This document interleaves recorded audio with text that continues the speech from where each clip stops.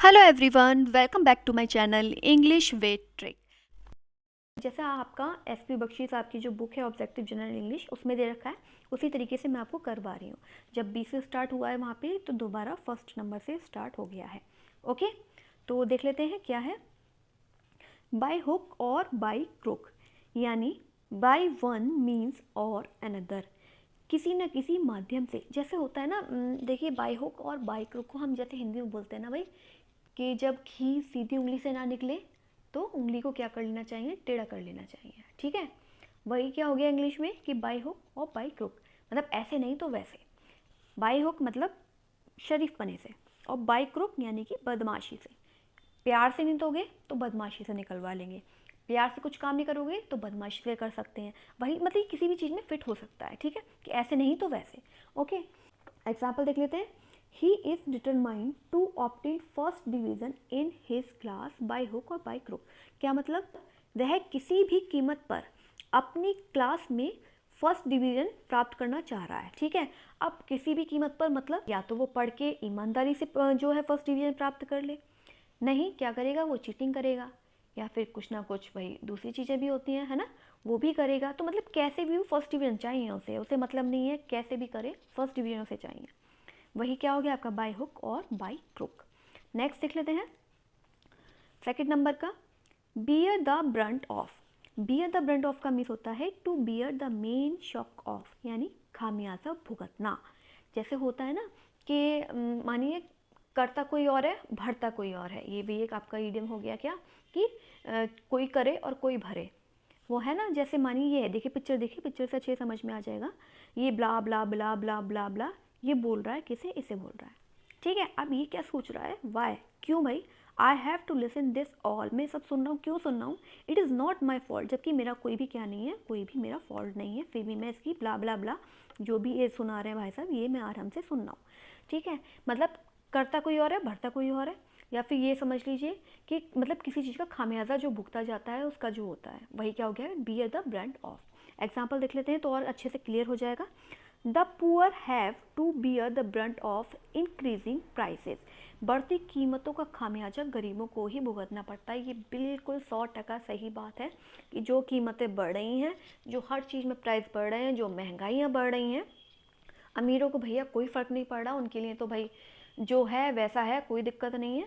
लेकिन उसका सीधा असर पड़ता है किस पे, केवल गरीबों पे, और उन्हीं को उन चीज़ों का क्या भुगतना पड़ता है, खामियाजा भुगतना पड़ता है। जैसे ये भाई साहब जो ब्ला ब्ला ब्ला इनको सुना रहे हैं, ये शांति से चुपचाप सुन रहे हैं। क्यों सुन रहे हैं, क्योंकि इनकी कोई ना कोई मजबूरी है भाई, इसलिए चुपचाप सुन रहे हैं। ठीक है, तो वही क्या चीज़ हो गई आपकी, beer the brunt of. Next देख लेते हैं। नेक्स्ट है हमारा बेल द कैट। भैया ये तो बहुत ही ज़्यादा सब लोगों ने सुना ही होगा, क्या कि बिल्ली के गले में घंटी आखिर बांधे तो बांधे कौन, है ना। बेल द कैट, बैल हो गई घंटी, कैट यानी कि बिल्ली, बिल्ली के गले में क्या करना, घंटी बांधना। क्या मतलब होता है इसका, to take first step at personal risk, मतलब व्यक्तिगत जोखिम पर पहला कदम उठाना। जैसे होता है ना कि भाई कि मानिए हमें कुछ करना है, काम आगे करना है, लेकिन वो बहुत ज़्यादा क्या है, रिस्की है। अब लेकिन जो जोखिम है, जो रिस्क है, उसके लिए सबसे पहले आगे बढ़े तो बढ़े कौन। जैसे देखिए ये बिल्ली है, ठीक है, और ये सारे चूहे हैं। अब चूहे बहुत परेशान हो गए बिल्ली से कि भाई ये क्या करती है, रोज़ हमें खा जाती है। ऐसा करें कि इसके गले में क्या बांध दें, हम कोई ऐसी घंटी बांध दें कि जैसे ये आए आवाज़ आए और हम सभी लोग क्या हो जाएं, छुप जाएं, हाइड हो जाएं। लेकिन क्वेश्चन क्या था कि भाई इस बिल्ली के गले में घंटी बांधेगा कौन, ये तो बताओ। कि भाई कोई ना कोई जो भी बांधने जाएगा सबसे पहले इसको खा लेगी। ठीक है, वही चीज़ हो गई क्या, कि जोखिम उठाना, किसी चीज़ के लिए जोखिम पर पहला कदम उठाना। एग्जाम्पल देख लेते हैं।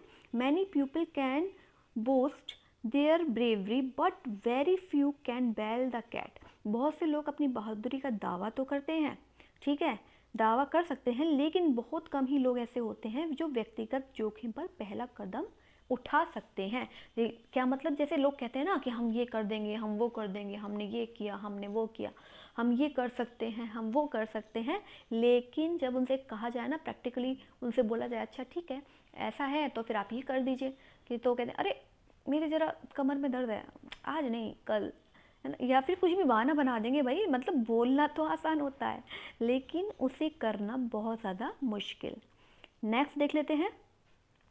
नेक्स्ट क्या है, नेक्स्ट है हमारा बिट डेफियंस, बिट डेफियंस का मीन्स होता है टू इग्नोर, यानी अनदेखा करना। ठीक, देखिए जैसे महाराज क्या कर रहे हैं, सॉन्ग सुन रहे हैं, अब वो पीछे से कुछ कह रही हैं मैडम जी, आप बिल्कुल उनको इग्नोर कर रहे हैं, अनदेखा कर रहे हैं। ये तो चलो चलिए हेडफोन लगा रखा है इन्होंने, कोई दिक्कत नहीं। जैसे मानिए कान में उंगली डाल के कुछ बोल रहा है कोई, बिल्कुल उसके कान में हमने क्या किया, उंगली डाल ली, उसकी हम सुन ही नहीं रहे, वही क्या हो गया आपका अनदेखा करना। एग्जाम्पल देख लेते हैं। एग्जाम्पल है हमारा, Rohan bade defiance to his father wish of becoming a doctor and instead become an engineer. क्या मतलब, रोहन ने अपने पिता की डॉक्टर बनने की इच्छा को नज़रअंदाज कर दिया और क्या बन गया, इंजीनियर बन गया। उसके फादर क्या चाहते थे, उसके फादर चाहते थे क्या, कि मेरा बेटा डॉक्टर बनेगा, लेकिन रोहन ने क्या करा, रोहन ने कहा भाई मुझे नहीं बनना, मैंने उनकी बात को बिल्कुल इग्नोर कर दिया, अनदेखा कर दिया, और मेरा जो मन है, क्या मन है, इंजीनियर बनने का, मैं इंजीनियर बन गया, भाई क्यों सुनूँ मैं, वही क्या हो गया आपका बिट डेफियंस। ओके, नंबर 5 क्या है हमारे पास, blow once trumpet. Blow once trumpet का मतलब होता है टू प्रेज वन सेल्फ, यानी स्वयं की प्रशंसा करना। जो व्यक्ति खुद ही अपनी प्रशंसा करता रहता है, अपनी ही तारीफ करता रहता है, वो क्या होता है हमारा, उसका मतलब क्या होता है, टू प्रेज वन सेल्फ, यानी कि ब्लो वंस ट्रम्पेट। एक एग्जाम्पल देख लेते हैं, देखिए, no one likes to talk to those who are always blowing their own trumpet, यानी जो लोग हमेशा ही अपनी तारीफ करते रहते हैं, उनसे कोई भी बात करना पसंद नहीं करता। देखिए जैसे ये आदमी है, देखिए सबसे पहले समझिए ट्रम्पेट का मतलब क्या होता है। ट्रम्पेट का मतलब होता है ये जो बीन बजा रहा है ये आदमी, और देखिए इशारा भी केवल अपनी तरफ ही हो रहा है, इसके मतलब बीन बजा रहा है, अपना ही राग अलाप रहा है, उसे और किसी से कोई मतलब ही नहीं है, खुद की ही प्रशंसा करे जा रहा है, अपनी ही तारीफों के क्या बांधे जा रहा है, ये पुल बांधे जा रहा है। ठीक है, जिसे क्या बोलते हैं हम, अपनी ही बीन बजाना, यानी अपनी ही तारीफ अपने मुंह करना। ओके, आई होप समझ में आ गया हो। नेक्स्ट देख लेते हैं। नेक्स्ट है हमारा 6 नंबर का, क्या है 6 नंबर का, ब्रेक द न्यूज़। देखिए ये इंपॉर्टेंट है, इंपॉर्टेंट मार्क कर लीजिएगा, अक्सर एग्जाम में आ जाता है। Break the news, break the news का मतलब होता है किसी को बुरी खबर देना। ओके, देखिए ब्रेक द न्यूज़ का मीन्स क्या हो गया, किसी को बुरी खबर देना। देखिए जैसे ये है, ये क्या लेके आया है, न्यूज़पेपर लेके आया है, वो कोई ना कोई बैड न्यूज़ लेके आया है। ठीक है, तो वही क्या हो गया आपका, to give a bad news, यानी किसी को बुरी खबर देना। एग्जाम्पल देख लेते हैं। He broke the news of her husband's death very gently so as to lessen the intensity of the shock, यानी क्या मतलब इसका, उसने अपने पति की मृत्यु की बुरी खबर बहुत ही धीरे से दी ताकि सदमे की तीव्रता कम हो। मतलब होता है ना कि जैसे आप किसी को कोई एकदम खबर सुना देते हैं तो क्या होता है, उस पर बहुत ज़्यादा असर पड़ता है उस चीज़ का। आपने देखा भी होगा भाई, जैसे आप न्यूज़ देखते हैं, उसमें आती है ब्रेकिंग न्यूज़, है ना, तो वो ब्रेकिंग न्यूज़ क्या होती है कि भाई ये हो गया, ये हो गया, ये हो गया, वही मतलब भाई कोई ना कोई खबर चल रही है, ऐसी कोई ना कोई बुरी खबर चल रही है, वही क्या हो गया आपका break the news. Okay, next देख लेते हैं पॉइंट नंबर 7। पॉइंट नंबर 7 क्या है हमारा, burn a hole in one's pocket. क्या मतलब, मनी स्पेंड क्विकली, जो बहुत ज़्यादा पैसा खर्च करता हो, पैसा जल्दी खर्च करने वाले को हम क्या कहते हैं, burn a hole in one's pocket. मतलब पॉकेट, देखिए यहाँ से समझिए, पॉकेट यानी हमारी जो पॉकेट होती है, ठीक है, उसमें अगर छेद हो जाए, होल हो जाए, फिर क्या होता है, जो हमने उसमें पैसा रखा है ना, जो भी कुछ मनी रखी है वो जल्दी से निकल जाती है। देखिए ये आदमी है, ये पैसा उड़ाता चल रहा है भाई, है ना, देखिए पैसा उड़ा रहा है, मज़े से उड़ा रहा है पैसा, बहुत जल्दी क्या कर रहा है, ये पैसा खर्च कर रहा है। तो मतलब एक आदमी और उसकी पॉकेट, इमेजिनेशन करिए और सोचिए पॉकेट में क्या हो गया, उसमें उसी ने क्या रख रखा है, बहुत सारे पैसे रखे हुए हैं, और लेकिन वो पॉकेट क्या निकली, फटी हुई निकली, और सारी जो मनी उसने रखी थी उसमें वो सारी गिर गई, खर्च हो गई। मतलब बहुत जल्दी पैसा खर्च होना, तुरंत, क्विकली। एग्जाम्पल देख लेते हैं। Money given to a spendthrift only burn a hole in his pocket, यानी जो बहुत ज़्यादा खर्चीले लोग होते हैं उनको पैसा देना क्या होता है, वो आप अपनी भी पॉकेट में क्या कर रहे हैं, छेद कर रहे हैं, होल कर रहे हैं, यानी खर्चीले व्यक्ति को दिया गया धन जो होता है बहुत जल्दी क्या होता है, खर्च होता है। और अगर कोई ऐसा बंदा हो जो सेविंग करने वाला हो तो वो पैसा बचेगा, है ना, और लेकिन अगर कोई खर्चीला बंदा हो उसको पैसा दिया जाए तो क्या होता है, बहुत जल्दी खर्च हो ही जाता है। तो उसने क्या कर लिया भाई, अपनी ही पॉकेट में होल्ड कर लिया, उससे सारा पैसा जो उसके पास था वो सब निकल गया। ओके, नेक्स्ट देख लेते हैं। नेक्स्ट है हमारा 8 नंबर का, क्या है, बरी द हैचेट। बरी द हैचेट का मीन्स होता है टू मेक पीस, यानी शांति स्थापित करने के लिए। तो शांति स्थापित करने के लिए हम क्या चीज़ यूज़ करते हैं, क्या हम इडियम्स यूज़ करते हैं, वो करते हैं बरी द हैचेट। देखिए इसको समझिए, बरी मीन्स होता है गाड़ना, ठीक है, और हैचेट मीन्स होता है आपका कुल्हाड़ी। भाई ये मानिए 2 पक्षों ने हाथ में कुल्हाड़ी ले रखी है, ठीक, फिर क्या हुआ, उन्होंने, वो गए तो बहुत लड़ने के मूड से थे, लेकिन भाई कुछ उनमें समझौता हो गया। उन्होंने क्या किया, वो जो उनके पास हैचेट थी यानी कुल्हाड़ी थी, वो उन्होंने गाड़ दें कि चलो छोड़ो, अब हम लड़ाई नहीं करते, अब हम कैसे रहेंगे, शांति से रहेंगे या प्यार से रहेंगे। तो वही क्या हो गया हमारा, बरी द हैचेट, यानी कि टू मेक पीस, शांति स्थापित करना। एग्जाम्पल देख लेते हैं, India and Pakistan must bury the hatchet to bring about peace to the region. तो देखिए, भारत और पाकिस्तान के क्षेत्र में शांति लाने के लिए दुश्मनी को ख़त्म करना होगा। देखिए यहाँ पे लिखा भी हुआ है मेकिंग पीस, यानी कि शांति लाने के लिए भाई क्या करना पड़ेगा, जो लड़ाइयाँ चल रही हैं, दुश्मनियाँ चल रही हैं, उनको क्या करना पड़ेगा, हमें शांति लाने के लिए जो हैचेट हैं उनको दफनाना पड़ेगा। ठीक है, नेक्स्ट देख लेते हैं। नेक्स्ट है हमारा 9th नंबर का, beside oneself. Beside oneself का मतलब होता है to feel excessively. To feel excessively मतलब अत्यधिक दुख महसूस करना। जब हम किसी चीज़ के लिए बहुत ज़्यादा दुख महसूस करते हैं, वही क्या हो गया आपका, बिसाइड वन सेल्फ। एग्जाम्पल देख लेते हैं, due to the accidental death of his wife he was beside himself with grief. पत्नी की आकस्मिक मृत्यु के कारण वह अपना आपा खो बैठा। मतलब एकदम उसे जब पता चली क्या कि उसकी वाइफ का क्या हो गया, एक्सीडेंट हो गया, तो उसने कैसा महसूस किया, बहुत ही अधिक, बहुत ही ज़्यादा, मतलब बहुत ही ज़्यादा दुख महसूस किया। देखिए ये बंदा है ना क्या कर रहा है, एकदम से बहुत ज़्यादा ऐसा लग रहा है इसको, बहुत ज़्यादा कहीं वैसी बुरी खबर मिली है, उसे बहुत ज़्यादा क्या हो रहा है, दुख हो रहा है। ठीक है, नेक्स्ट देख लेते हैं। नेक्स्ट है हमारा 10th नंबर का, बैड ब्लड। बैड ब्लड का मतलब होता है बिटर रिलेशनशिप। क्या मतलब, संबंधों में कड़वाहट। जब हमारे संबंधों में एक किसी के भी, जैसे कोई भी हो, मतलब कोई भी रिलेशन हो, उनके संबंधों में क्या हो जाती है, कड़वाहट आ जाती है, वही क्या हो जाता है, बैड ब्लड हो जाता है।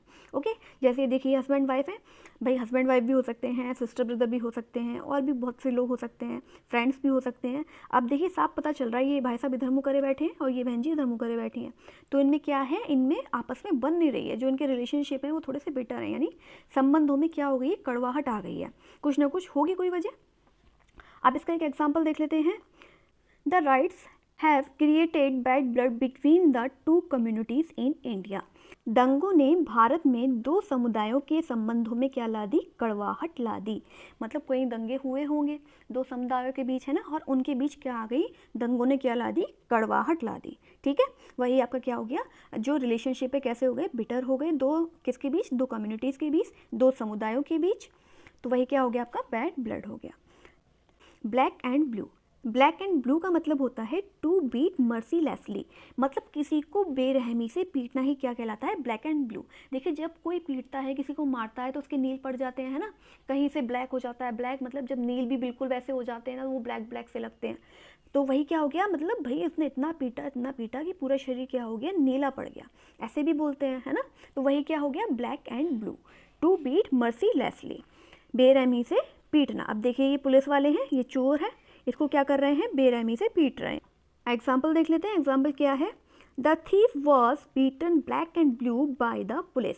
यानी पुलिस ने चोर को कैसे पीटा, भाई बेरहमी से पीटा। अब आप भी जानते हैं जब पुलिस पीटने पे आती है तो कैसे पीटती है फिर चोरों को, बेरहमी से, और वो क्या हो जाते हैं, काले नीले हो जाते हैं, मतलब कि नील पड़ जाता है शरीर में, है ना, और क्या हो जाता है, ब्लैक एंड ब्लू हो जाते हैं एक तरीके से। नेक्स्ट देख लेते हैं। नेक्स्ट है हमारा 12 नंबर का, क्या है 12 नंबर का, beat about the bush. Beat about the bush का मीन्स होता है गोल मोल बातें करना। मतलब to talk in a round about manners. मतलब हमें जो कहना है हम वो नहीं कह रहे हैं, हम कभी इधर जा रहे हैं, कभी उस दिशा में जा रहे हैं, कभी इस दिशा में जा रहे हैं, जो पॉइंट की बात है उस पर हम नहीं आ पा रहे हैं, है ना। तो वही क्या हो गया, बीट अबाउट द बुश। देखिए जैसे झाड़ी है, बुश आपका बोलते हैं झाड़ी, है ना, झाड़ी को पीटना। अब ये मानिए यहाँ पे कोई कीड़ा मकोड़ा या कुछ ऐसी चीज़ यहाँ पे घुस गई जो हमें हानिकारक है हमारे लिए, लेकिन क्या कर रहे हैं हम, अब किसी ने कहा भाई उस झाड़ी में वो चीज़ दुबकी हुई है, तुम जाओ उसे मार के आओ। अब ये क्या कर रहा है, इसके गोल गोल घूम रहा है ना, और कोई ये ड्रम बजा रहा है भाई, ठीक है, इसको पीट रहा है, तो क्या इससे कोई फ़ायदा है, नहीं है। मतलब जो चीज़ है, जो पॉइंट है, उस पॉइंट पे ना आके उसके चारों तरफ घूमना, सीधी बात ना करना, वही क्या हो गया, बीट अबाउट द बुश।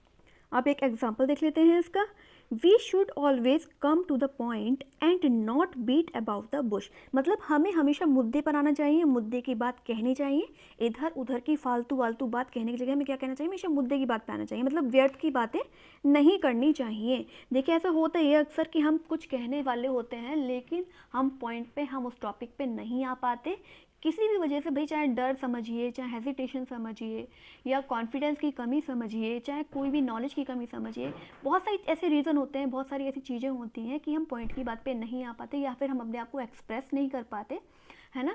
तो वो क्या होता है आपका बीट अबाउट द बुश। भैया मतलब इधर उधर की बातें मत करो, गोल गोल बातें मत करो, जो कहना है बिल्कुल पॉइंट पे कहो। ओके, नेक्स्ट देख लेते हैं। नेक्स्ट है हमारा 13 नंबर का, क्या है, बीट द एयर। देखिए, बीट द एयर का मतलब होता है टू मेक यूजलेस एफर्ट। अब देखिए, देखिए बीट मतलब मारना, ठीक है। किसको मार रहे हो भाई, हवा को मार रहे हो। अब जरा मार के दिखाओ, हवा को मार सकता है क्या कोई, नहीं मार सकता। तो मतलब क्या हो गया, यूजलेस एफर्ट, व्यर्थ के प्रयास करना। मतलब हम प्रयास तो कर रहे हैं भाई, है ना, लेकिन वो सही दिशा में नहीं कर रहे हैं, व्यर्थ के कर रहे हैं, बिल्कुल बेकार कर रहे हैं। सीधी सी बात है, क्या आप हवा को मार सकते हैं, नहीं मार सकते। आपको ये कहे भाई क्या कर रहे हो, कि हवा को मार रहा हूँ, कहे भाई पागल है बिल्कुल ही, हवा को कोई मार सकता है, बेकार की बातें करता है, बेकार के काम करता है। तो क्या हो गया, व्यर्थ के प्रयास करना। अब देखिए जैसे ये व्यक्ति है, ठीक है, अभी क्या कर रहा है, आगे बढ़ता जा रहा है, बढ़ता जा रहा है, लेकिन इसे ये नहीं पता है कि ये किस पे बढ़ रहा है आगे, जो खुद ही आगे नहीं बढ़ पा रहा, ठीक है। ये क्या है, वो खुद ही राउंड राउंड राउंड राउंड होता जा रहा है, तो ये आगे कैसे बढ़ेगा। तो ये व्यर्थ के प्रयास ही तो कर रहा है, to make useless effort. Useless effort है ना, किसी चीज़ के लिए यूजलेस एफर्ट करना, वही क्या हो गया आपका बीट द एयर। एग्जाम्पल देख लेते हैं। Some speakers merrily beat the air in speech while preaching. क्या मतलब, यानी कुछ वक्ता जो होते हैं, उपदेश देने वाले जो होते हैं, वो अपने भाषण में सिर्फ व्यर्थ की बातें करते हैं या व्यर्थ के प्रयास करते हैं, ठीक है, उनका कोई मतलब नहीं होता। वो क्या होते हैं, आपकी यूजलेस एफर्ट करते हैं एक तरीके से। नेक्स्ट देख लेते हैं। नेक्स्ट है हमारा 14 नंबर का, क्या है, बिल्ड कास्टल्स इन द एयर। क्या मतलब, टू मेक विजनरी स्कीम्स। यानी देखिए, कास्टल आपको बोलते हैं महल, ठीक है, और महल बनाना, कहाँ बनाना महल, हवा में महल बनाना, ठीक है। ऐसे बोलते हैं ना भाई, ज़्यादा हवा में महल मत बनाओ, मतलब ज़्यादा ख्याली पुलाव मत पकाओ, है ना, नीचे आ जाओ। देखिए जैसे आदमी है, ये सोच रहा है कि मैं ऐसा करूँगा, वैसा करूँगा, ऐसा करूँगा, एक हवा में महल बनाऊँगा, पर क्या ये पॉसिबल है, ये पॉसिबल नहीं है, ठीक है। वो क्या कर रहा है, ख्याली पुलाव पका रहा है। तो आई होप समझ में आ गया हो। एग्जाम्पल देख लेते हैं। Many people who live in dream only build castles in the air and do not succeed in life. बहुत से लोग क्या करते हैं, जो सपनों में ही रहते हैं, है ना, ख्याली पुलाव पकाते रहते हैं, वो क्या होते हैं, वो केवल हवा में महल बनाते हैं और जीवन में कभी सफल नहीं हो पाते, ठीक है। आई होप समझ में आ गए हो क्या मतलब है इसका। नेक्स्ट देख लेते हैं। नेक्स्ट है आपका ब्रेक द आइस। 15 नंबर का क्या है, break the ice. Break the ice, देखिए ब्रेक द आइस का मीन्स होता है, ब्रेक यानी कि तोड़ना, आइस यानी कि बर्फ़, बर्फ़ को तोड़ना। आप कहें बर्फ़ को कैसे तोड़ा, मतलब इसका क्या मतलब हो गया, इसका मतलब हो गया to speak first after prolonged silence. मतलब लंबी चुप्पी के बाद पहले बोलना। ऐसा होता है ना, देखिए बहुत सारे लोग बैठे हुए हैं और उसमें से पहला व्यक्ति सोच रहा है कि दूसरा व्यक्ति बात करने की शुरुआत करे, दूसरा सोच रहा है कि भाई ये पहले कुछ बोले, फिर वो सोच रहा है कि भाई सामने वाला कुछ बोले भाई तब हम कुछ बोलें। मतलब इंतज़ार करना कि शायद ये पहले बोले, ये पहले बोले, और जो सबसे पहले बात की शुरुआत करता है, जो सबसे पहले बोलता है लंबी चुप्पी के बाद, वही क्या हो गया, उसी ने क्या करी, ब्रेक द आइस। देखिए क्या होता था कि जब पहले शिप चलते थे पानी में और ठंड में बर्फ़ क्या होती थी, जम जाती थी, ठीक है, पानी में जम जाती थी, लेकिन वो पानी के जहाज़ होते थे, बर्फ़ में तो चल नहीं पाते थे। फिर क्या हुआ, एक ऐसी शिप का इन्वेंशन हुआ कि वो आइस को तोड़ता हुआ आगे बढ़ेगा। तो वहीं से ये इडियम्स लिया गया है कि ब्रेक द आइस मतलब आइस को तोड़ो और आगे बढ़ो, ठीक है। आई होप समझ में आ गया हो। इसका एग्जाम्पल देख लेते हैं। In the meeting, Rajesh broke the ice and suggested the plan to solve the problem. मतलब देखिए मीटिंग हो रही थी कोई, और मीटिंग में राजेश ने क्या किया, ब्रोक द आइस, यानी कि वो सबसे पहले बोला और उसने एक प्लान सजेस्ट किया, सारी प्रॉब्लम को क्या कर लिया, सॉल्व कर लिया। देखिए बैठक में काफ़ी देर की चुप्पी के बाद सबसे पहले राजेश ने अपनी बात रखी और समस्या का क्या ढूंढ लिया, समाधान ढूंढ लिया। ओके, 60 नंबर का है हमारा bring to book. Bring to book का मतलब होता है किसी को बुक के पास ले जाना। कौन सी बुक के पास, जो आपकी लीगल बुक होती है, यानी लीगल बुक कि आप कहते हैं ना आओ तुम्हें कानूनी दावपेची सिखाएं, है ना, वही क्या हो गया लीगल बुक, यानी कि किसी को दंड दिलवाना या सज़ा दिलवाना, वही क्या हो गया ब्रिंग टू बुक, बुक के पास तक ले जाना। ओके, क्या मीन्स है इसका, टू पनिश और टू कॉल टू अकाउंट, यानी दंड देना या हिसाब मांगना। देखिए जैसे ये है ना, ये बच्चा क्या कर रहा है, पटाखा चला रहा है भाई क्लास में। अब ये जो है मिस इन्होंने देख लिया, अब क्या कर रही है वो इसको सजा दे रही है ना, कि क्यों, क्योंकि ये भाई गलत है क्लास में पटाखा चलाना। तो वही क्या हो गया, ब्रिंग टू बुक। एग्जाम्पल देख लेते हैं, the manager was brought to book for his negligence, मतलब मैनेजर को उसकी लापरवाही के लिए क्या किया गया, दंडित किया गया। ठीक, आई होप समझ में आ गया हो। नेक्स्ट देख लेते हैं, नेक्स्ट है हमारा 17 नंबर का। क्या है हमारा 17 नंबर का, ब्रीथ वंस लास्ट। देखिए ये तो समझ में ही आ रहा है देखने से ही, मतलब सांस लेना, कौन सी सांस, लास्ट मतलब आखिरी सांस लेना, मतलब सीधी सी बात है, टू डाई यानी कि मर जाना। ओके, अभी आप देख ही रहे होंगे, समझ ही गए होंगे, एक्सप्लेन करने की जो पिक्चर है इसको ज़रूरत ही नहीं है। एग्जाम्पल देख लेते हैं सीधे, he breathed his last in the prime of his life, मतलब अक्सर ऐसा होता है ना कि कोई व्यक्ति बहुत ही जल्दी मर जाए, तो वही क्या हो गई, ऐसा नहीं कि केवल जल्दी मरने वाले के लिए ही यूज़ होता है। ब्रीथ वंस लास्ट मतलब मर जाना सीधे, चाहे वो किसी भी एज में मर जाए। ये मैं आपको एग्जाम्पल का मीन समझा रही हूँ, क्या है कि उसकी मृत्यु क्या हो गई, उसके जीवन के चरम में ही, यानी कि बहुत जल्दी ही उसकी मृत्यु हो गई। नेक्स्ट देख लेते हैं, नेक्स्ट है हमारा 18 नंबर का, back stair influence. Back stair influence का मीन्स होता है बाय अनफेयर मीन्स, मतलब कुछ ऐसा काम करना और वो काम कैसे हो, अनुचित तरीके से हो। अनुचित तरीके से जब कोई काम होता है तो वही क्या हो गया आपका, back stairs influence. Back stair देखिए इसका अर्थ समझिए, बैक मतलब हो गया पीछे से, ठीक है, तो मतलब किसी को पीछे से ज़बरदस्ती से धक्का देना कि भाई आगे बढ़ आगे बढ़ आगे बढ़, कैसे, अनुचित तरीक़ों से। अब देखिए जैसे ये बच्चा कहिए, आदमी कहिए, कोई भी है, ठीक है, अब ये एग्ज़ाम दे रहा है और एग्ज़ाम में क्या लेके आइए, ये नकल ले गया। अब क्या कह रहा है, भाई मैं तो नकल करके ही पास होऊंगा, तो ये क्या हो गया, अनुचित तरीके से तो पास हो रहा है, तो मतलब बाय अनफेयर मीन्स, वही क्या हो गया आपका, back stair influence. Okay, example देख लेते हैं। एग्जाम्पल है इसका, these days many people are given good post through back stairs influence. क्या मतलब, देखिए ये तो आजकल बहुत हो रहा है। क्या हो रहा है, आजकल कई लोगों को अनुचित तरीक़ों से क्या दी जा रही है, अच्छी नौकरियां दी जा रही हैं, अच्छी पोस्ट दी जा रही है। और ये ऐसा होता भी है क्या कि भाई जो इंटेलिजेंट लोग हैं, होशियार लोग हैं, जो काबिल लोग हैं, वो तो क्या होता है, पीछे रह जाते हैं, और क्या चलता है, अनुचित तरीके से, यानी कि रिश्वत से क्या दे दी जाती हैं, नौकरियां दी जाती हैं। ठीक है, नेक्स्ट देख लेते हैं। नेक्स्ट है हमारा 19 नंबर का। क्या है 19 नंबर का, बर्ड्स आई व्यू, यानी कंसाइज व्यू, यानी कि संक्षिप्त दृश्य। अब देखिए बर्ड आई, ये देखिए बर्ड है, ये ऊपर बैठ के अपनी आंखों से मतलब पूरी सारी चीज़ों को देख रही है ऊपर से, मतलब सभी चीज़ों को एक संक्षिप्त रूप में देखना, एक साथ देखना, एकदम देखना, ऊपर से बैठ के नज़र गड़ा के सब चीज़ों को देखना, वही क्या हो गया आपका बर्ड्स आई व्यू। ठीक है, एग्जाम्पल देख लेते हैं और समझ जाएंगे अच्छे से। एग्जाम्पल क्या है, we had a bird's eye view of the whole fair from the top of the giant wheel.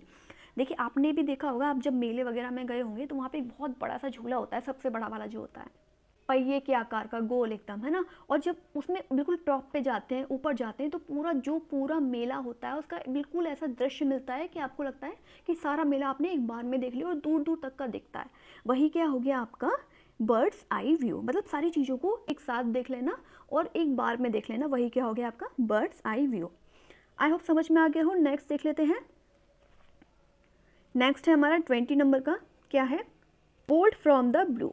अब बोल्ड फ्रॉम द ब्लू का मीन्स क्या होता है, सडन और अनएक्सपेक्टेड शॉक, मतलब जब आपको एकदम से ऐसी कोई चीज़ पता लगती है, मालूम होती है कि एकदम से आपको एकदम अनएक्सपेक्टेड होती है वो चीज़, तो वही क्या हो गया बोल्ड फ्रॉम द ब्लू। देखिए इसके अर्थ को समझते हैं सबसे पहले। ब्लू मीन्स मतलब हमने यहाँ से लिया आसमान, ब्लू आसमान हो गया, स्काई हो गया। अब बोल्ट यानी कि जो नट बोल्ट वगैरह है वो, ठीक है। अब ये सोचिए कि अगर आसमान से क्या नट बोल्ट वगैरह जो है वो नीचे ज़मीन पर गिर सकते हैं, अब गिरेंगे तो क्या है, ये क्या हो रहा है भाई, ऐसा तो कभी हुआ नहीं, तो ये क्या है, ये क्या चक्कर है। सडन और अनएक्सपेक्टेड जो चीज़ होती है वही क्या हो गया बोल्ट फ्रॉम द ब्लू, यानी कि अचानक या अप्रत्याशित झटका। ओके, अब देखिए जैसे ये महाराज हैं, अब इनका क्या आ गया, बिजली का बिल आ गया। अब इनको क्या एक्सपेक्टेड नहीं था कि इतना आएगा, अब बिल देख के इनका मुँह फटा का फटा रह गया, तो अनएक्सपेक्टेड शॉक लगा इन्हें। ठीक है, वही क्या हो गया आपका bolt from the blue. Example देख लेते हैं और क्लियर हो जाएगा। The news of her husband's death in the air crash came to her as a bolt from the blue. मतलब हवाई दुर्घटना में उसके पति की मृत्यु की खबर अचानक उसके पास जैसी गई तो वो क्या हो गई, एकदम सदमे में पहुंच गई। क्यों? क्योंकि उसे नहीं पता था भाई उसका पति यात्रा करने कहीं जा रहा होगा और मानिए कोई दुर्घटना हो गई, तो वो क्या हुआ, उसके लिए अनएक्सपेक्टेड शॉक हुआ कि उसने एक्सपेक्ट नहीं किया था कि भाई ऐसा होगा, और एकदम से उसे एक खबर मिली तो वो क्या हो गया, एकदम सदमे में पहुंच गई। ओके, बर्न वंस बोट, यानी कि बर्न यानी कि जला देना, वंस बोट यानी अपनी ही नाव। क्या मतलब है इस इडियम्स का? इस इडियम्स का मतलब है पॉइंट ऑफ नो रिटर्न, वापस नहीं आ पाना।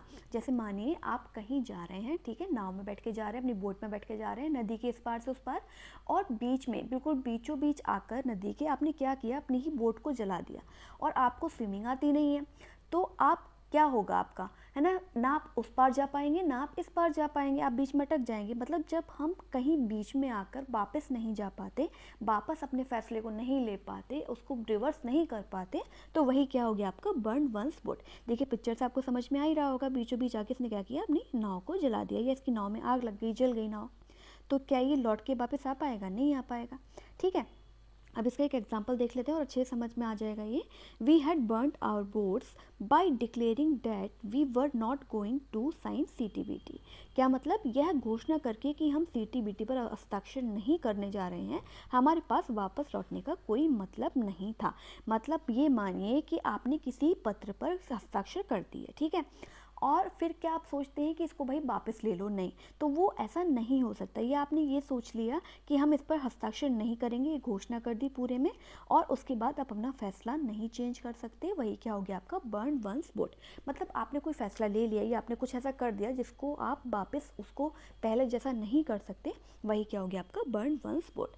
आई होप क्लियर हुआ होगा, समझ में आ गया होगा। नेक्स्ट देख लेते हैं, नेक्स्ट हमारा 22 नंबर का क्या है, हमारा 22 नंबर का देख लेते हैं। By the by, by the by means होता है बाय द वे, यानी वैसे ही। जैसे मानिए आप कुछ काम कर रहे हैं, काम करते करते अचानक से आपको कुछ याद आ गया, तो वही क्या हो गया आपका, बाय द वे हो गया। ठीक है, अब इसका एक एग्जाम्पल देख लेते हैं।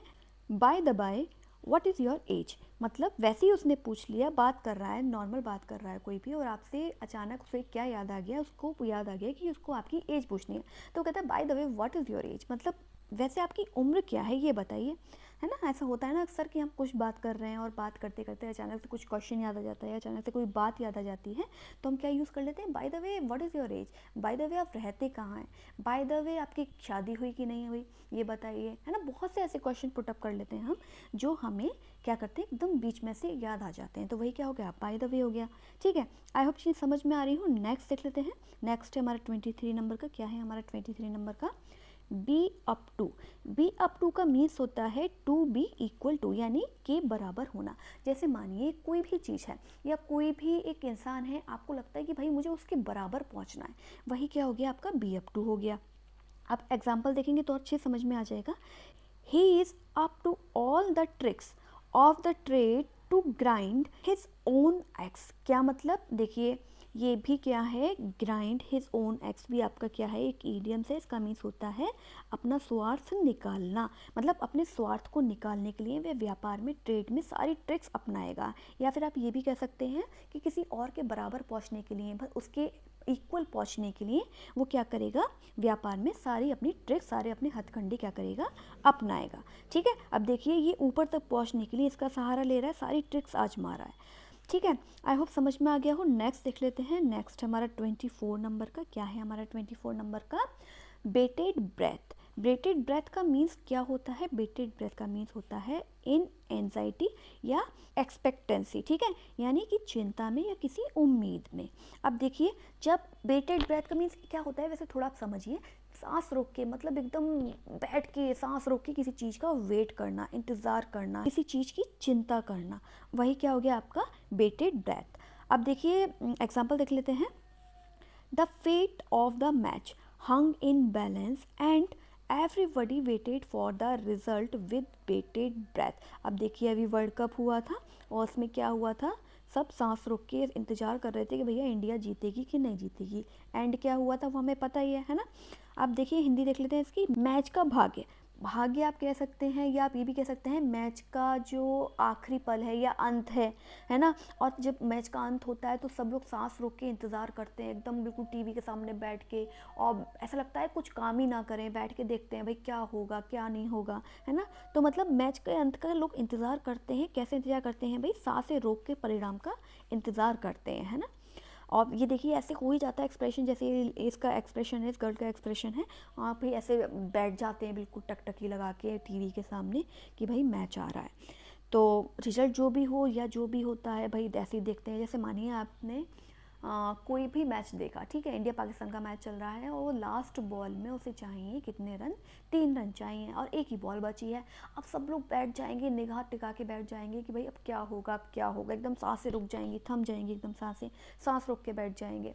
तो वही क्या हो गया आपका कि भाई किसी चीज़ की मतलब एक्सपेक्ट करना, उम्मीद लगाना कि शायद क्या हो, इस पे छक्का पड़ जाए या चौका पड़ जाए तो भी हम जीत सकते हैं, है ना। तो या फिर आपको चिंता भी हो रही है कि पता नहीं जीतेगा मैच कि नहीं जीतेगा इंडिया। तो वही चीज़ क्या हो गई कि सांस रोक कर बैठ जाना, यानी बेटेड ब्रेथ। आई होप समझ में आ गई हो चीज़। नेक्स्ट देख लेते हैं। नेक्स्ट है हमारा 25 नंबर का। क्या है हमारा 25 नंबर का? Bandy words. बैंडी वर्ड्स का मीन्स क्या होता है? बैंडी वर्ड्स का मीन्स होता है टू बी रूड और आर्ग्यूमेंटेटिव, यानी कि टू बी रूड यानी किसी से अशिष्ट व्यवहार करना, किसी से अशिष्ट कुछ बोलना, बुरा बोलना, या आर्ग्यूमेंट करना यानी कि विवाद करना या फिर बहस करना, वही क्या हो गए बैंडी वर्ड्स। अब एग्जाम्पल देख लेते हैं। देखिए पहले ये पिक्चर देखिए, पिक्चर में आपको अच्छे से समझ में आ जाएगा। ये भाई जो वुमेन है वो रो रही हैं। क्यों रो रही हैं? कि ये जो है इनसे कुछ ना कुछ बोल रहे हैं। अब कुछ अच्छा बोल रहे होंगे तो ये रोएंगी नहीं, कुछ ना कुछ बुरा ही बोल रहे होंगे, कुछ ना कुछ जो है बैंडी वर्ड्स ही बोल रहे होंगे, तभी ये क्या हो गया, तभी इनको रोना आ गया। आप एग्जाम्पल देख लेंगे तो और अच्छे से समझ में आ जाएगा। Obedient children don't use bandy words with their parents when they are advised. Obedient children यानी कि जो आज्ञाकारी बच्चे होते हैं, पेरेंट्स के सलाह देने पर क्या करते हैं, उनका क्या करते हैं, अपमान नहीं करते हैं, अपमानजनक शब्दों का प्रयोग नहीं करते और उनकी शांति से बात मान लेते हैं। देखिए और अच्छे से मैं इसको क्लियर कर दे रही हूँ कि जो भी भाई अच्छा बच्चा होगा, जो भी ओबीडियंट बच्चा होगा, आज्ञाकारी बच्चा होगा, माँ बाप की इज्जत रखने वाला बच्चा होगा, जब माँ बाप उसे कुछ समझाते हैं, उसे कुछ कहते हैं, तो वो आर्ग्यूमेंट्स नहीं करता उनसे, वो कहता है ठीक है, वो चीज़ें मान लेता है ना। ऐसा नहीं कि वो कुछ बुरा बोले या उस पे उसी चीज़ पे बहस करता जाए, तो वो चीज़ गलत हो जाती है। वो जो अगर आप बहस करोगे, कुछ आर्ग्यूमेंट्स करोगे, कुछ भी बुरे वर्ड बोलोगे, तो वही क्या हो जाते हैं, आपके बैंडी वर्ड्स हो जाते हैं। और जो आज्ञाकारी बच्चे होते हैं, अच्छे बच्चे होते हैं, संस्कारी बच्चे होते हैं, वो बहस नहीं करते, वो शांति से बात मान लेते हैं। हाँ, आपको प्यार से कुछ पूछना है, कुछ कहना है तो आप कह सकते हैं, लेकिन अगर आप गलत तरीके से बोलेंगे, रूडली बोलेंगे या बहुत ज़्यादा आर्ग्यूमेंट्स करेंगे, तो वो चीज़ गलत हो जाती है, वो हो जाता है आपका बैंडी वर्ड्स हो जाते हैं। ओके, क्या है नंबर 26 हमारा? बी इन वंस बोनेट, यानी कि बी होता है आपका मधुमक्खी, है ना। जब मधुमक्खी किस में घुस जाए, एक बोनेट में घुस जाए। बोनेट यानी कि एक ऐसी चीज़ जो हर तरीके से क्या हो, बंद हो, यानी कि एक तरीके का ढक्कन सा लगा दिया हो। आप मानिए ये कैप पहनकर कहीं एकदम पार्टी में बेहतरीन तरीके से सज धज के और एकदम स्टाइल मारते हुए जा रहे हैं भाई, कि भाई आज तो हम ही अच्छे लगने वाले हैं।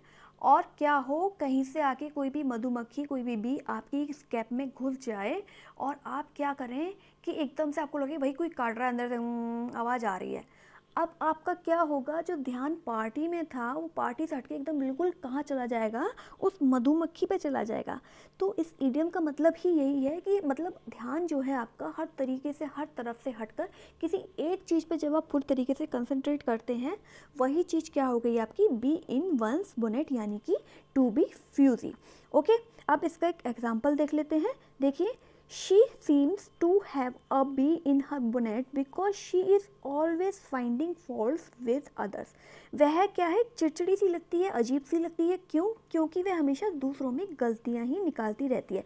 मतलब उसका जो पूरा फोकस है वो केवल क्या है, एक ही जगह है, और वो एक जगह क्या है, दूसरों की गलतियां निकालने में। मतलब आप ये समझिए, जब हमारा पूरा फोकस, पूरा ध्यान किसी एक चीज़ पे लगता है, वही आपका क्या हो गया, bee in one's bonnet. I hope समझ में आ गया हो। नेक्स्ट देख लेते हैं। नेक्स्ट है हमारा 27 नंबर का। क्या है हमारा 27 नंबर का? बाइट द डस्ट, यानी कि देखिए समझ में आ रहा होगा, डस्ट यानी कि क्या हो गई आपकी धूल। है ना। और बाइट यानी कि खाना या कुछ करना। तो धूल चटाना क्या होता है, ये अक्सर एग्जाम में आ भी जाता है, इंपॉर्टेंट भी है और अक्सर हम लोग ये सुनते भी हैं क्या कि मैंने उसको धूल चटा दी, मैंने उसको ये कर दिया, मैंने उसको वो कर दिया। इसका मीन्स क्या होता है, टू बी डिफीटेड, यानी कि किसी से भी पराजित होना। अब देखिए पिक्चर देख के आपको समझ में आ ही रहा होगा, ये तो वास्तव में धूल चटा रहा है भाई। देखिए क्या हो रहा है ये, और उसने इस आदमी को क्या चटा दी भाई, धूल चटा दी, बाइट द डस्ट, बुरी तरीके से इसे हरा दिया, पछाड़ दिया एक तरीके से। आई होप समझ में आ गया हो। अब इसका एक एग्जाम्पल देख लेते हैं। Pakistan had to bite the dust in the final of the world cup, यानी कि वर्ल्ड कप के फाइनल में पाकिस्तान को करारी हार का क्या करना पड़ा, सामना करना पड़ा। ठीक है, तो पाकिस्तान को क्या चटा दिया गया भाई, पाकिस्तान को धूल चटा दी गई, बाइट द डस्ट हो जाएगा। अब यहाँ पे पाकिस्तान की जगह भाई हिंदुस्तान भी कर सकते हैं, हो सकता है हिंदुस्तान भी हार जाए वर्ल्ड कप में। वर्ल्ड कप के फाइनल में कोई भी टीम हो, है ना, अगर वो हार जाती है तो वो क्या हो गया, आपका पराजित होना हो गया, धूल चटाना हो गया, टू बी डिफीटेड हो गया, बाइट द डस्ट हो गया। ओके, आई होप समझ में आ गया हो। नेक्स्ट देख लेते हैं। नेक्स्ट है हमारा 28 नंबर का। क्या है हमारा 28 नंबर का, ब्लू स्टॉकिंग। देखिए स्टॉकिंग बोलते हैं आपके जो सॉक्स होते हैं, है ना, और सॉक्स कैसे, ब्लू कलर के। देखिए ये पहन रखे हैं ब्लू कलर के सॉक्स। अब इसका मीन्स क्या होता है वो अच्छे समझ लेते हैं। एजुकेटेड बट पेडेंटिक लेडी, यानी कि एजुकेटेड पढ़ी लिखी तो है भाई, लेकिन पेडेंटिक है, रूढ़िवादी है, या फिर कहिए बहुत ज़्यादा क्या है, दिखावटी है ना, ऐसे भी कह सकते हैं। देखिए लिखा भी हुआ है क्या, शिक्षित लेकिन रूढ़िवादी महिला। देखिए आपको समझ में भी आ रहा होगा, शिक्षित तो आपको समझ में आ ही गया होगा जब इसने भाई इसके चेहरे पे बुक बनी हुई है, ठीक है, तो ये शिक्षित हो गई, है ना। और ब्लू स्टॉकिंग पहन रखी है, इसका मतलब ये थोड़ी सी रूढ़िवादी हो गई है, दिखावटी हो गई। ठीक है, अब इसका एक एग्जाम्पल देख लेते हैं। Nobody like to mix with her because she is a bluestocking, यानी कोई भी उसके साथ घुलना मिलना पसंद नहीं करता। क्यों नहीं करता भाई, क्योंकि वह शिक्षित तो है लेकिन रूढ़िवादी है। मतलब वो शिक्षित तो है लेकिन उसमें दिखावटीपन बहुत है, रूढ़िवादिता बहुत है, इसलिए कोई नहीं चाहता भाई कोई उसके साथ मिले बैठे या बात करे। ओके, आई होप समझ में आ गया हो, क्लियर हो गया हो। नेक्स्ट देख लेते हैं। नेक्स्ट है हमारा 29 नंबर का। क्या है हमारा 29 नंबर का, बुक वॉर्म। देखिए इंपॉर्टेंट है, अक्सर एग्जाम में आ जाता है ये। बुक वॉर्म मतलब बुक यानी कि होगी आपकी किताबें, वॉर्म यानी कि कीड़ा। ठीक, अब इसका मतलब क्या है, इसका मतलब देख लेते हैं। देखिए a person in a habit of pouring over books, यानी कि एक ऐसा व्यक्ति जिसे किताबें ही मतलब उड़ेलने का मतलब, या कहिए आप किताबें ही चाटने का शौक हो, किताबें ही पढ़ते रहने का शौक हो, वो किताब में घुसा रहना उसे पसंद हो, वही क्या हो गया आपका बुक वॉर्म हो गया। देखिए जैसे आपको पिक्चर देख के समझ में आ रहा होगा, एक कीड़ा है, ठीक है। अब कीड़ा क्या कर रहा है भाई, हमेशा बुक को पढ़े ही जा रहा है, पढ़े ही जा रहा है, पढ़े ही जा रहा है। ये क्या है, किताबी कीड़ा है, हर समय बुक उसे चाहिए पढ़ने के लिए। अब इसका एक एग्जाम्पल देख लेते हैं। देखिए he has no time for social activities because he is a bookworm। देखिए he has no time for social activities, मतलब सोशल एक्टिविटीज़ के लिए उसके पास टाइम नहीं है। उसके पास किस चीज़ के लिए टाइम नहीं है, सामाजिक गतिविधियों के लिए टाइम नहीं है। क्यों नहीं है भाई, क्योंकि क्या है, वो एक बहुत कर रहा किताबी कीड़ा है। सोशल लाइफ से उसे कोई मतलब नहीं है, सामाजिक गतिविधियों से उसे कोई मतलब नहीं है। उसे क्या है, केवल किताबें ही पढ़ते रहना है, पढ़ते रहना है, और बाकी सब चीज़ों से उसे कोई भी लेना देना नहीं है। वही क्या हो गया आपका बुक वर्म, यानी कि जो किताबी कीड़ा हो और किताबों में ही हर वक्त क्या रहता हो, घुसा हुआ रहता हो, उसे दुनियादारी से बाकी चीज़ों से कोई भी मतलब ना हो। आई होप समझ में आ गया होगा। नेक्स्ट देख लेते हैं। नेक्स्ट है हमारा 30 नंबर का। क्या है हमारा 30 नंबर का, ब्रिंग डाउन द हाउस। देखिए ब्रिंग डाउन द हाउस का मीन्स होता है रिसीव अप्लॉज, यानी कि तालियां मिलना या किसी से प्रशंसा मिलना या किसी की बहुत ज़्यादा तारीफ होना ही क्या होता है, ये होता है ब्रेक डाउन द हाउस। देखिए पिक्चर देखिए, समझ में भी आ रहा होगा। देखिए क्लैपिंग कर रहे हैं ये भाई साहब, क्यों कर रहे हैं भाई, किसी को प्रशंसा मिल रही है, तालियां मिल रही है, किसी ने बहुत अच्छा क्या किया है, कोई काम किया है, ठीक है, तभी तो भाई प्रशंसा मिलती है। बिना कुछ किए तो भाई प्रशंसा मिलती नहीं है, तालियां मिलती नहीं है। ठीक है, अब इसका एग्जाम्पल देख लेते हैं। देखिए दो it was his मैडन speech. मैडन speech बोलते हैं जो आपकी फर्स्ट स्पीच होती है, उसे हम क्या बोलते हैं, मैडन speech. He brought down the house because of his oratory skill, मतलब समझिए, हालांकि यह उसका पहला भाषण था। देखिए मैंने आपको बताया मैडन स्पीच क्या होता है, पहला भाषण, फर्स्ट स्पीच जो होती है वही आपकी और कहलाती है मैडन स्पीच।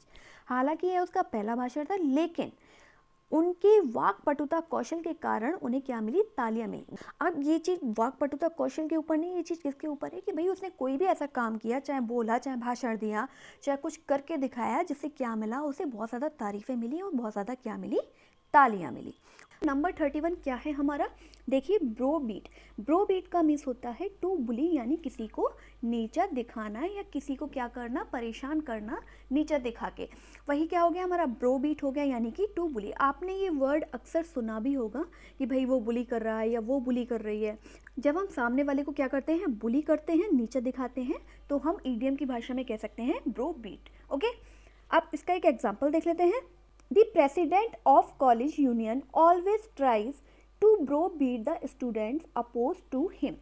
देखिए, कॉलेज यूनियन का जो अध्यक्ष है हमेशा अपने विरोधी छात्रों पर रौब झाड़ने की क्या करता है, कोशिश करता है। या आप ऐसे भी कह सकते हैं कि कॉलेज यूनियन का जो अध्यक्ष है वो हमेशा अपने विरोधी छात्रों को बुली करता है या नीचा दिखाने की कोशिश करता है। ठीक है, अब ये पिक्चर देखिए, यहाँ पे क्या लिखा हुआ है, स्टॉप बुलिंग। देखिए, क्या हमें बुली करना चाहिए किसी को, क्या हमें किसी को नीचा दिखाना चाहिए, नहीं दिखाना चाहिए। वही यहाँ पे लिखा हुआ है क्या, कि stop bullying.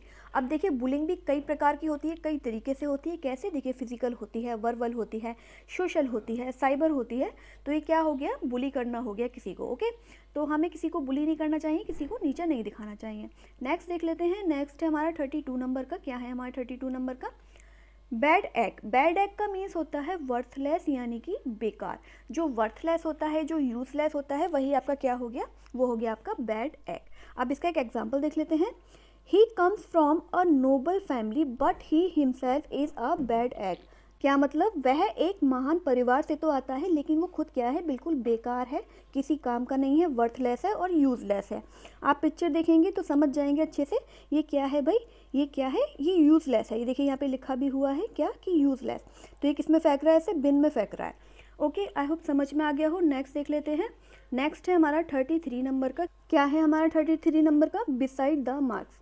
Beside the mark का मीन्स होता है जो इररिलेवेंट होता है, यानी कि जो अप्रासंगिक होता है। मतलब जो कुछ भी आप कर रहे हो उसकी कोई वैल्यू नहीं होती, या फिर जो भी आप कर रहे हो भाई कर तो रहे हो लेकिन वो क्या है, बेकार है, उसका कोई मूल्य नहीं है। जैसे मानिए, देखिए ये पिक्चर देखिए, आप समझ जाएंगे अच्छे से।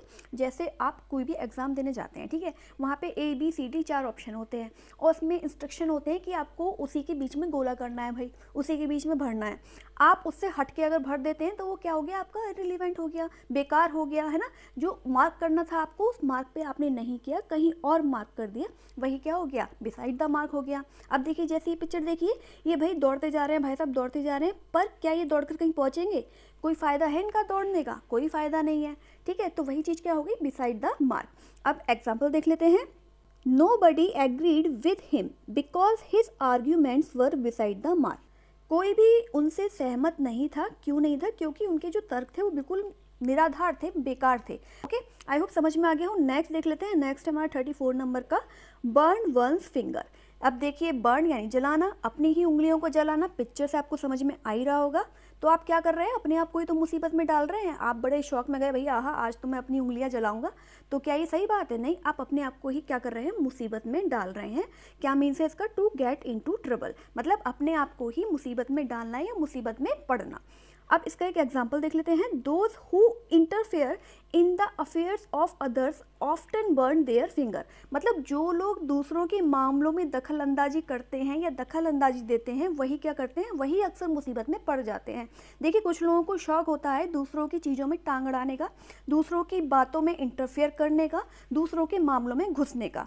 तो वो क्या कर रहे हैं भाई, वो अपना ही नुकसान कर रहे हैं, ना दूसरे का नुकसान कर रहे हैं, ना किसी और पे कोई फ़र्क पड़ेगा। वो क्या कर रहे हैं, अपना ही नुकसान कर रहे हैं, अपने आप को ही मुसीबत में डाल रहे हैं। वही हमारा क्या हो गया, burn one's finger. I hope समझ में आ गया हो। नेक्स्ट देख लेते हैं 35 नंबर का। क्या है 35 नंबर का, ब्राउन स्टडी। ब्राउन स्टडी का मीन्स क्या होता है, ब्राउन स्टडी का मीन्स होता है, देखिए, दिवा स्वप्न देखना। जब मानी हम कर तो कुछ और रहे हैं लेकिन हमारे ख्यालों में कुछ और चल रहा है, हम बैठे बैठे क्या कर रहे हैं, डे ड्रीमिंग कर रहे हैं, वही क्या हो गए, हमारे दिवा स्वप्न हो गए।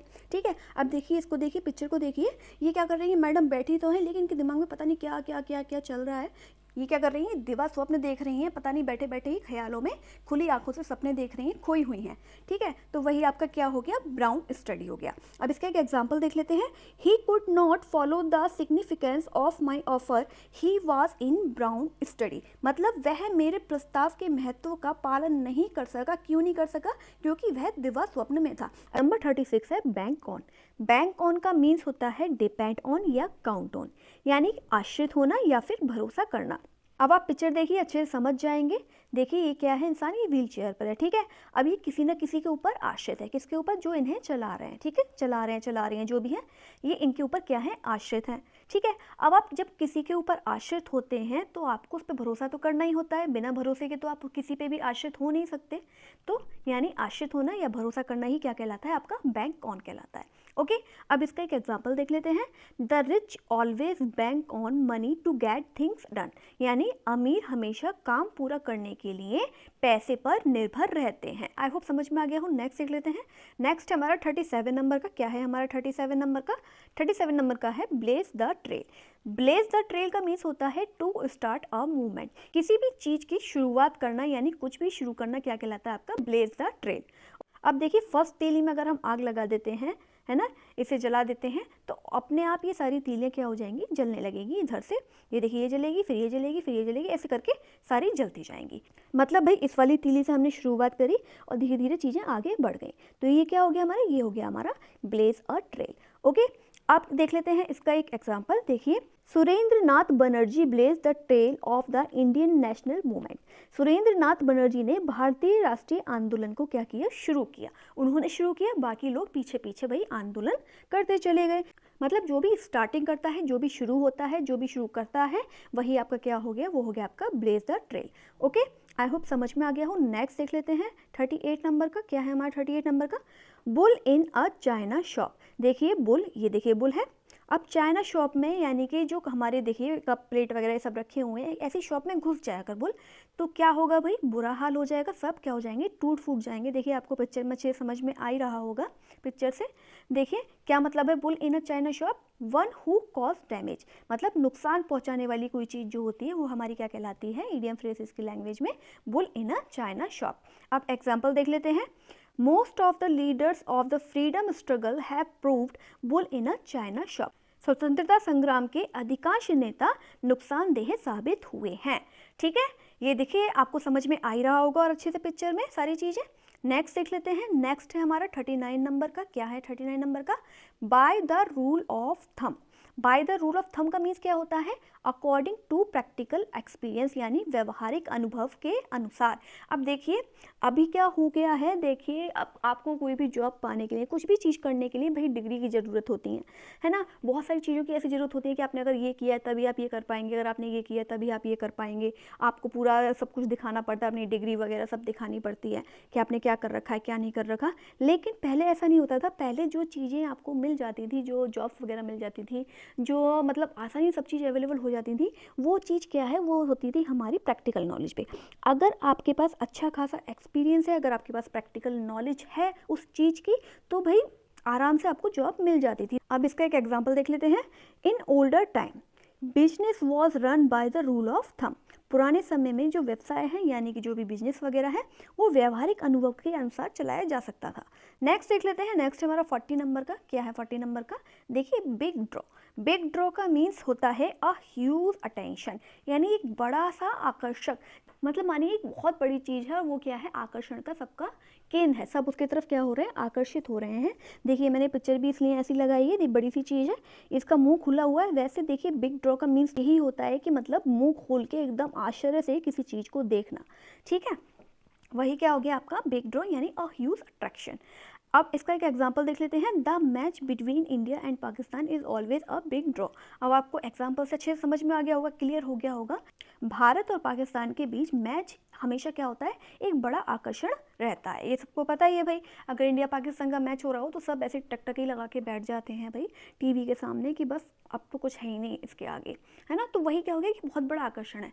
ऐसा नहीं है कि बहुत बड़ी कोई चीज़ बनी हो वही हो सकता है, नहीं। आपको जो लग रहा है, जो आपके लिए बहुत बड़ी चीज़ है, बहुत बड़ा कोई मूवमेंट है, उसे आप बिल्कुल मतलब देख रहे हैं, पूरे आकर्षण के साथ देख रहे हैं, वही आपका क्या हो गया, बिग ड्रॉ हो गया। जिस चीज़ को देखकर आपका मुंह खुला रह जाए, या जिस चीज़ को देख के आपको बहुत ज़्यादा क्या हो, आप उसकी तरफ बहुत ज़्यादा आकर्षित हो रहे हो, वही क्या हो गया आपका बिग ड्रॉ, यानी कि अ ह्यूज अट्रैक्शन। तो नंबर 41 है हमारा ब्रोकन रीड। ब्रोकन रीड का मीन्स होता है सपोर्ट डैट फेल, मतलब सहारा जो होता है वो विफल होना। अब देखिए ये वर्ड से ही समझ में आ रहा होगा। देखिए ब्रोकन यानी कि टूट गया, है ना, और रीड मान लीजिए जो आपकी रीढ़ की हड्डी है, ठीक है, जो आपकी रीढ़ की हड्डी है, यानी रीढ़ की हड्डी टूट गई, सहारा टूट गया, है ना, वो क्या हो गया आपका सपोर्ट डैट फेल। अब देखिए रीढ़ की जो हड्डी होती है वो हमारे पूरे जो बैकबोन होती है पूरे शरीर का क्या होती है, सपोर्ट होती है ना। और अगर वो टूट जाए तो सारा जो सपोर्ट है वो क्या हो जाता है, फेल हो जाता है, बेकार हो जाता है। तो वही क्या हो गया, ब्रोकन रीड यानी कि सपोर्ट डेट फेल्ड। ऐसा नहीं कि वाकई में रीढ़ की हड्डी टूटे तभी आप समझें कि हाँ ये ईडियम्स का मतलब है, नहीं, मतलब कोई भी सहारा, कैसा भी सहारा जो है, आपको किसी का सहारा हो और वो सहारा ख़त्म हो जाए, विफल हो जाए, फेल्ड हो जाए, तो वही क्या होता है, वो होता है हमारा ब्रोकन रीड। अब देखिए मैंने पिक्चर लगा रखी है, सपोर्ट है क्या, नहीं है भाई सपोर्ट, है ना। तो मतलब कोई सहारा नहीं है, कोई सपोर्ट नहीं है। अब इसका एक एग्जाम्पल देख लेते हैं। When he needed help, his friend proved a broken reed। मतलब जब उसे मदद की ज़रूरत पड़ी तो उसका दोस्त क्या हो गया, असफल साबित हुआ। मानिए कोई भाई बहुत अच्छे दो फ्रेंड्स हैं, उसको एक फ्रेंड को दूसरे फ्रेंड की ज़रूरत पड़ी, उसके सहारे की ज़रूरत पड़ी, और उस समय वो क्या कर गया, वो सहारा देने में असफल रहा, मुँह कर गया, वही क्या हो गया आपका ब्रोकन रीड। आई होप समझ में आ गया हो। नेक्स्ट देख लेते हैं। नेक्स्ट है हमारा 42 नंबर का। क्या है हमारा 42 नंबर का, bye the skin of the teeth, मतलब नैरोली मतलब बोलते हैं बहुत ही बारीक, बहुत ही करीब से, यानी बाल बचना। जब हम किसी चीज़ से बिल्कुल बाल बच जाते हैं, जैसे मानिए आप रोड पे जा रहे हो, ठीक है, अब दो लोगों का एक्सीडेंट हो गया हो और आपका एक्सीडेंट होते होते बिल्कुल बाल बचा हो, तो फिर क्या होता है, आप कहते हैं ना भैया बाल बच गए। अब ये क्या है, इसका मतलब bye the skin of the teeth. देखिए जो स्किन है टीथ की, ये वाली, ये कैसी होती है, बहुत ही पतली होती है और बहुत ही करीब होती है टीथ के। देखिए कितनी करीब है ना। तो इसी का इडियम्स इसलिए दे रखा है क्योंकि ये बहुत करीब है, बिल्कुल बाल है ना। तो वही क्या हो गया हमारा, बिल्कुल बाल बचना। एग्जाम्पल देख लेते हैं। He escaped death in the accident by the skin of the teeth, मतलब हादसे में वह बाल बच गया, बहुत ही बाल बच गया वही हादसे में। तो क्या हो जाएगा आपका, bye the skin of the teeth. I hope समझ में आ गया हो। नेक्स्ट देख लेते हैं। नेक्स्ट है हमारा 43 नंबर का, बोन ऑफ कॉन्टेंशन। बोन ऑफ कॉन्टेंशन का मीन्स होता है कॉज ऑफ क्वेरल, यानी कि झगड़े का कारण। देखिए बोन हो गई आपकी हड्डी, अब देखिए ये हड्डी यहाँ पे पड़ी हुई है, देखिए ये पड़ी हुई है। अब ये दोनों क्या कर रहे हैं, दोनों डॉग्स क्या कर रहे हैं, आपस में लड़ रहे हैं। क्यों लड़ रहे हैं भाई, इस हड्डी के पीछे लड़ रहे हैं, मतलब ये हड्डी क्या है भाई, झगड़े का कारण। ठीक है, इन दोनों की लड़ाई का कारण, इन दोनों के झगड़े का कारण क्या है, ये हड्डी। आई होप समझ में आ गया हो। एग्जाम्पल देख लेते हैं आप। Since India got independence the Kashmir problem has been a bone of contention between India and Pakistan. मुझे नहीं लगता इस चीज़ को समझाने की ज़्यादा ज़रूरत है। क्यों, क्योंकि सब लोग ये बात जानते हैं क्या, कि भारत को आज़ादी मिलने के बाद से ही कश्मीर समस्या क्या है, भारत और पाकिस्तान के बीच झगड़े का कारण बनी हुई है। आई होप क्लियर हो गई होंगी सारी चीज़ें। नेक्स्ट देख लेते हैं 44 नंबर का। क्या है 44 नंबर का, bit piece of one's mind, मतलब टू स्कॉल्ड या डांटना। देखिए ये जो मैम है, ये छोटी बच्ची को डांट रही हैं, ठीक है, ये मैम भी हो सकती हैं इनकी, ये इनकी मदर भी हो सकती हैं, और भी कोई हो सकता है। तो पीस ऑफ वंस माइंड का मतलब है, देखिए वंस माइंड, अपने माइंड का एक पीस निकाल के देना, एक हिस्सा निकाल के देना। मानिए आपके दिमाग में क्या भरा हुआ है, बहुत ज़्यादा गुस्सा भरा हुआ है। अब कभी कभी ऐसा होता है ना कि हम अपना गुस्सा किसी और पे उतार देते हैं, फिर उसका भी मूड ख़राब हो जाता है ना। तो मतलब अपने माइंड का जो एक गुस्से वाला हिस्सा है वो किसी और को देना, किसी और को डांटना, फटकारना या धमकाना, वही क्या हो गया हमारा, bit piece of one's mind. Example देख लेते हैं अब। My father rode to my brother giving a piece of his mind about his insulting conduct. देखिए मेरे पिता ने मेरे भाई को पत्र लिखकर उसके अपमानजनक आचरण के बारे में डांटा। ठीक है, एग्जाम्पल से सब समझ में आ गया होगा। नेक्स्ट देख लेते हैं। नेक्स्ट है हमारा 45 नंबर का। क्या है 45 नंबर का, 45 नंबर का है बॉर्न विथ सिल्वर स्पून। अब ये देखिए इंपॉर्टेंट भी है, अक्सर एग्जाम में आ जाता है।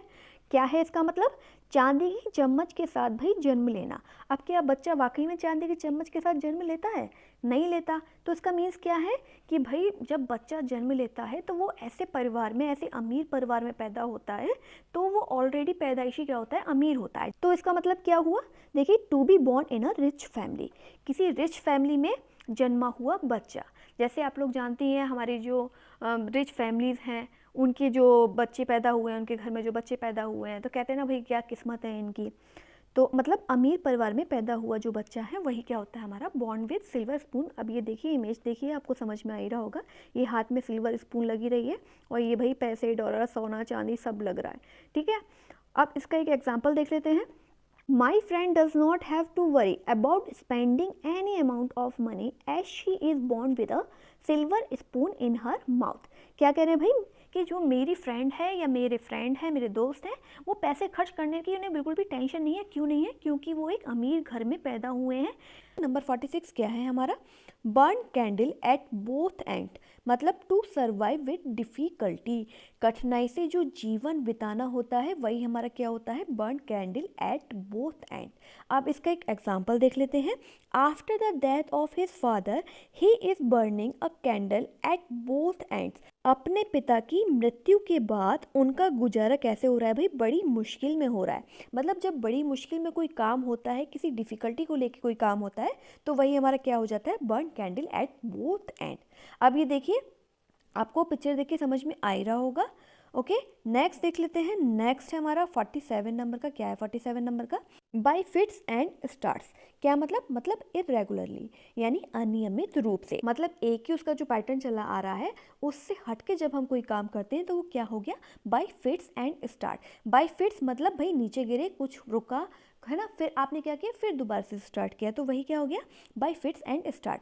अब ये देखिए, पिक्चर देखेंगे अच्छे समझ में आ जाएगा भाई। देखिए बिल्कुल ये ऐसा नहीं है कि बिल्कुल सीधा हो, है ना, पूरे नियम से चल रहा हो। पहले वो नीचे गिरा, फिर ऊपर उठा, फिर और ऊपर उठा, मतलब अनियमित है जो भी ये ग्राफ है। ठीक है, आप ये इसका एक एग्जाम्पल देखेंगे तो और अच्छे से समझ में आ जाएगा। If we study by fit and starts we can never be successful in our exams. यदि हम अनियमित रूप से अध्ययन करते हैं, अब आपका मानिए कोई नियम नहीं है कि आपको इतने बजे उठना है, इतने बजे पढ़ना है, इतने बजे अपना काम करना है, इतने बजे सोना है, या इतना टाइम आपको इस चीज़ के लिए देना है। अब आपका कोई नियम ही नहीं है तो क्या आप सफल हो पाएंगे? तो वही चीज़ है कि अगर हम अनियमित रूप से अध्ययन करते हैं तो हम कभी भी क्या अपनी परीक्षा में सफल नहीं हो सकते। ओके, आई होप समझ में आ गया होगा। नेक्स्ट देख लेते हैं। नेक्स्ट है हमारा 48 नंबर का। क्या है 48 नंबर का? By dint of. By dint of का मीन्स होता है बाय फोर्स ऑफ, यानी किसी के बल से या मतलब किसी के दम पे। ठीक है, आप पिक्चर देखेंगे आपको समझ में आ जाएगा भाई ये क्या कर रही है चींटी? ये पूरे बल से क्या ले जा रही है? अपना एग ले जा रही है। एग्जाम्पल देख लेते हैं। He achieved success in life by dint of hard work. उसने क्या किया भाई? कड़ी मेहनत के दम पर जीवन में क्या हासिल की? सफलता हासिल की। आई होप समझ में आ गया हो। नेक्स्ट देख लेते हैं। नेक्स्ट है हमारा 49 नंबर का।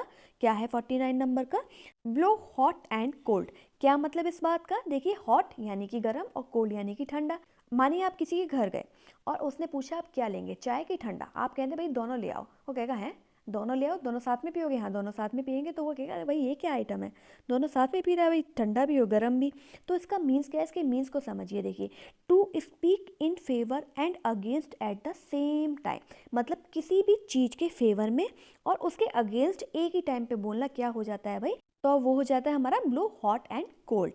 मतलब एक ही समय में पक्ष और विपक्ष दोनों में बोलना, है ना। आप देखिए, मानिए आपका कोई फ्रेंड है, ठीक है। अब वो कहता है भाई तू बता मैं सही कह रहा हूँ कि गलत कह रहा हूँ, कोई बात हो गई है। अब वो कह रहा है भाई मुझे लगता है तू सही भी कह रहा है और मुझे लगता है तू गलत भी कह रहा है। तो वो कहता है अच्छा ये बता तू मेरे पक्ष में है कि विपक्ष में है? तो मतलब जब हम एक ही टाइम पे दोनों बातें करते हैं तो वो क्या हो गया हमारा? Blow hot and cold. अब ये देखिए मैडम जो है भाई कंफ्यूज है। कैसे कंफ्यूज है? वो यस भी कह रही है और नो भी कह रही है। अभी एक ही समय पे यस और नो कहेंगी तो भाई आदमी तो कंफ्यूज हो गई। तो वही क्या हो गया? Blow hot and cold. Example देख लेते हैं अब इसका।